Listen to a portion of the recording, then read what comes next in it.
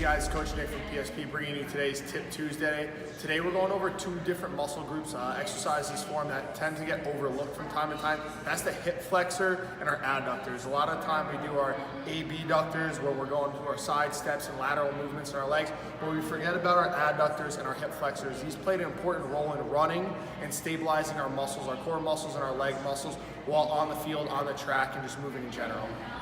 All right, so for our first exercise for our adductors is just an isometric squeeze. Right here we have a medicine ball, but you can use a dodgeball, a basketball, whatever you have at home that has a little bit of give. So I'm gonna have my feet directly underneath my knees here. All I'm gonna do is place the ball in between my legs. I'm gonna squeeze in, making sure my posture is nice and tall, core is tight. I'm holding for 5 seconds, relax. I'm gonna go for another 5 seconds and relax. Generally we go about 5 to 8 reps when we do these, just focusing on the squeeze, making sure my posture is nice and good for all these reps.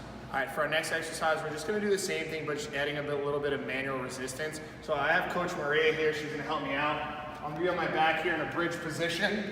My feet are directly underneath my knees once again. I'm in a good position. She's gonna come down.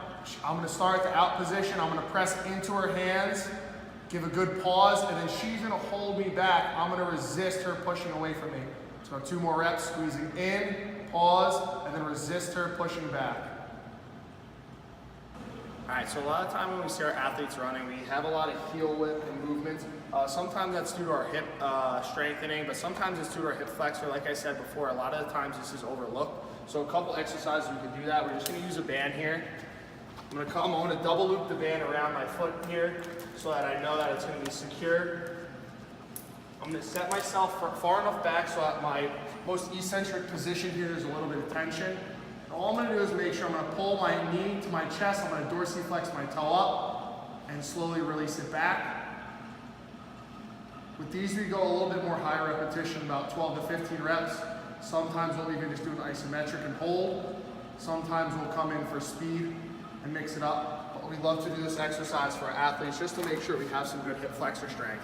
So for our last exercise, we're gonna do the same thing. We're just gonna do a little bit of manual resistance. This time we're gonna do it in our wall drill position. So not only is it working the hip flexor, but we're practicing that good accelerating position. So I'm gonna set myself up like I would on a wall drill. My heels are slightly off the ground, my core is nice and tight, my back is flat. All I'm gonna do, I'm gonna bring my foot up here. I'm gonna have Maria come in, and she's gonna apply pressure down. I'm gonna keep that stomach and glute tight and not let her press my knee down. And we're holding here for about 5 seconds.